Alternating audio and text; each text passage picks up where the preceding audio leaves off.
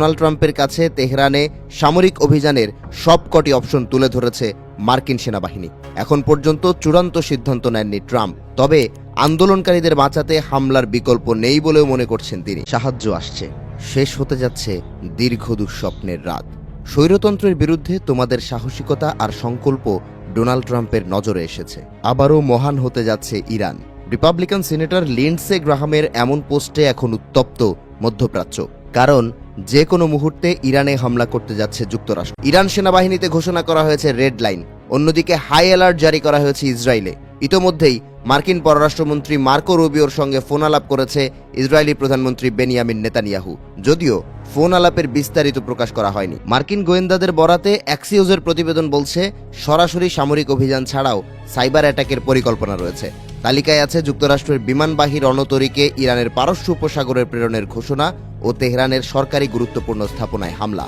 এমন পরিস্থিতিতে মরণ কামড় দেওয়ার চেষ্টা করছে আয়াতুল্লাহ খামেনি প্রশাসন।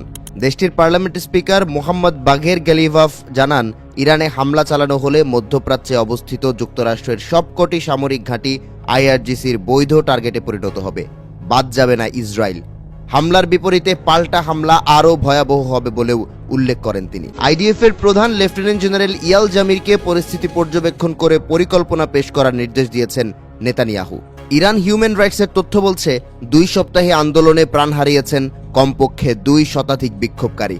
নরওয়ে ভিত্তিক মানবাধিকার সংস্থার দাবি, প্রাণহানির সংখ্যা ছাড়িয়ে যেতে পারে কল্পনাকেও।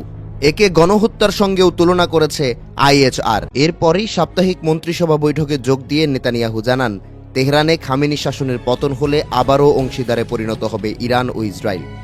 আন্দোলনকারীদের নায়ক ও সাহসী আখ্যা দিয়ে তাদের পাশে থাকার ঘোষণা পুনর্ব্যক্ত করেন তিনি। জানান, শীঘ্রই একনায়কতন্ত্র থেকে মুক্ত হবে ইরানি জনগণ। যদিও থামানো যাচ্ছে না বিক্ষোভ, পারস্য উপসাগর থেকে যা ছড়িয়ে পড়েছে গোটা ইউরোপে। তুরস্কের আঙ্কারায় ইরানি কনসুলেটের বাইরে আন্দোলনে অংশ নিয়েছেন বিক্ষোভকারীরা। রাজা দীর্ঘজীবী হোক স্লোগানে উত্তাল জার্মানির ফ্রাঙ্কফুর্ট। যুক্তরাজ্যের লন্ডনে ইরানি দূতাবাসের সামনে পতাকা নামিয়ে সিংহ ও সূর্যখচিত পতাকা উত্তোলন করা হয়েছে। বেলজিয়াম, সুইডেন ও ফ্রান্সেও রেজা পাহলভিকে দেশে প্রত্যাবর্তনের অনুরোধ জানিয়েছেন বিক্ষোভকারীরা।